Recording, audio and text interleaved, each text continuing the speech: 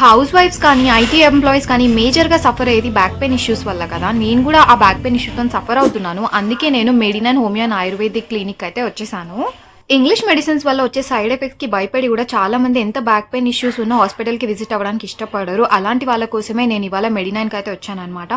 హోమియోలో back పెయిన్కి ఎలాంటి treatment ఉంది and homeo వల్ల ఎలాంటి సైడ్ ఎఫెక్ట్స్ కూడా ఉండవు, అవన్నీ మీకు క్లారిటీగా చెప్పడానికి డాక్టర్ గారిని అయితే మీట్ అయ్యాను. ఇవాళ నేను మళ్ళీ కలవడానికి మేజర్ కన్సర్న్ ఏంటంటే బ్యాక్ పెయిన్. ఐటీ ఎంప్లాయీస్ అందరు రెగ్యులర్గా ఫేస్ చేసే ప్రాబ్లమే. నేను కూడా 9 to 5 ఒకటే ల్యాప్టాప్ పైన కూర్చుంటా, మధ్యలో వాకింగ్ ఉండదు ఏముండదు, లిటరలీ చాలా బ్యాక్ పెయిన్ అసలు.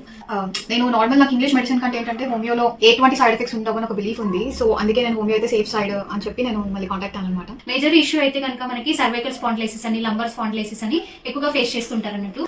ఇవి రావడానికి రీజన్ అంటే కనుక మనకి బేసికల్ గా లైక్ మనం కూర్చునేటప్పుడు సిట్టింగ్ పోస్చర్ అనేది ప్రాపర్ గా లేకపోతే కనుక దాని వల్ల వస్తుంది. ఓకే, సో మనకి హోమియోలో దీనికి ఎలాంటి ట్రీట్మెంట్ అవైలబుల్ ఉంది? ఇటువంటి వాటికి లైక్ బ్యాక్ పెయిన్, మనకి ఏదైనా బ్యాక్ పెయిన్ వచ్చింది అని తెలియగానే మనం అలోపతి హాస్పిటల్ కి పరిగెడుతూ ఉంటాం.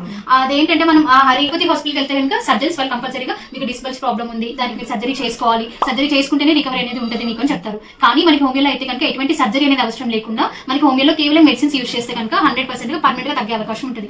ఎటువంటి సైడ్ ఎఫెక్ట్స్ ఆర్ సర్జరీ అవసరం లేకుండా హోమియో మెడిసిన్స్ తోని మీరైతే బ్యాక్ పెయిన్ తగ్గించుకోవచ్చు. మెడినన్ హాస్పిటల్కి విజిట్ అవ్వండి.